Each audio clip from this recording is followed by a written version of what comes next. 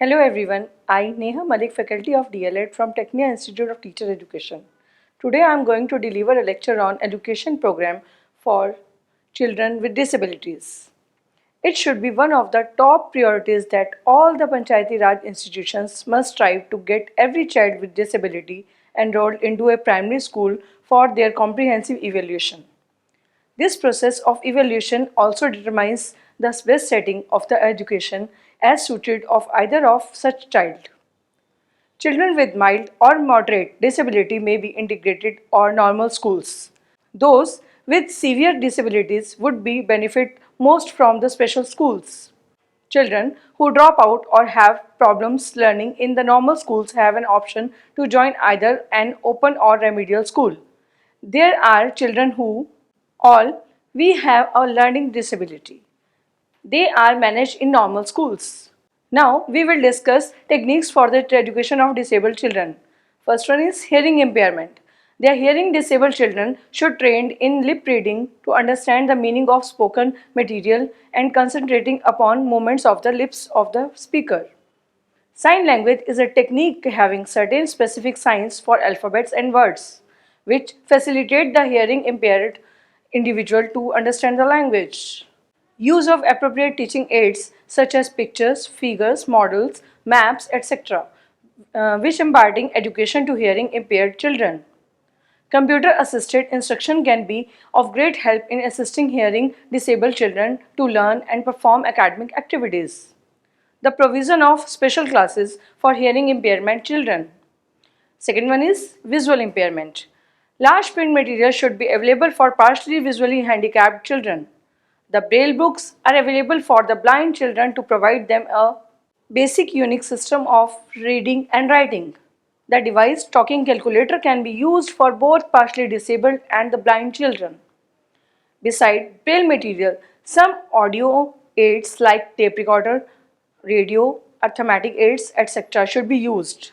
Third one is speech impairment. Speech therapy classes should be available in the schools to help these children to acquire appropriate pattern of speech and communication. Resource teachers should have the knowledge of different types of speech impairment. For learning correct pronunciation, syntax, grammar, etc., the speech disabled children may attend these classes, the arrangement of which could be made within the school premises. Parents and teachers should have the full faith in the ability of the child that he will surely be benefited from their special class programs. They encourage the students to do better. The participation of these children in curricular and co-curricular activities should be maximized. Fourth one is orthopedic impairment. Curricular activities and teaching methods and evaluating strategies needs to be modified to make the total school environment least restrictive and maximally friendly for these children. Proper development of the child and feeling of self-worth and belief in self-abilities. Learning life skills to live and adjust the others in school, occupation and society. Teachers should encourage these students to participate in curricular and co-curricular activities. Teachers should have positive attitudes towards these children and take care of physical and psychological needs. Fifth one is multiple impairment. Multiple handicaps slow down the speed of learning so the learning material should be divided into subsections and more time to these children should be given to complete the tasks. The resource room should be available and should well equipped. The resource teacher should be available for these students and the functioning between the journal teachers and resource teacher must well organized. Some physical activities can also be spaced along with other activities of the day for these students like yoga. Sixth one is intellectual impairment. Slow learners have heterogeneous educational needs, so the curriculum should be flexible for these students. For developing the ability of reading in these students, the teacher should motivate children to read independently. The classroom environment must be normal and conducive for learning and interacting with other students. The attitude of teacher should be positive, permissive and accepting. The teacher encourages the students to evaluate the effectiveness of their own study habits and create their own study notes. The parents should involve in the learning process and contact with school and teachers time to time. Seventh is learning disability. Dyslexia. Reading, writing, and mathematical computation becomes the main tool of learning across the curriculum. Supplementary remedial teaching is essential needed for this type of disability by the qualified specialist. Exercise and drill should be emphasized. Dysgraphia.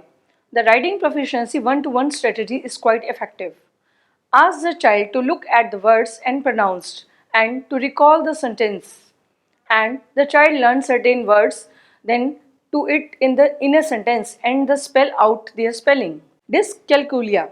Providing counting materials such as abacus, beans, sticks, play money, etc. Providing matching and sorting material such as puzzle, pegboard, etc. Cues and clues to solve mathematical problems may be to the needed students. Several software programs are available to help children with reading and mathematical problems to improve their work and efficiency. These programs should be used. Eighth one is cerebral palsy. Resource room facility with journal classroom teaching should have available. Special sessions was provided for resource room. Cerebral palsy students who have multiple disabilities cannot complete the general classroom workload, so that the curriculum should be flexible for those students. So, I hope you can understand my topic, education program for children with disabilities. Thank you very much.